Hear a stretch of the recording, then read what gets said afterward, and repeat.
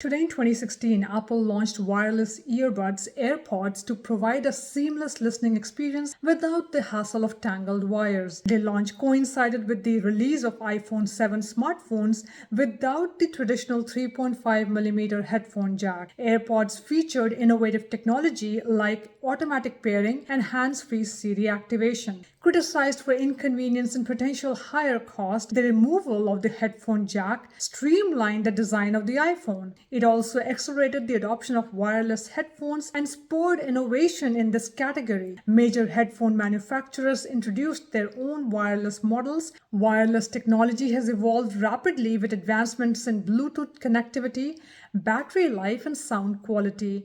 The introduction of AirPods helped to popularize the concept of truly wireless earbuds, and the market for these devices has continued to grow. For more Today in STEM history, subscribe now.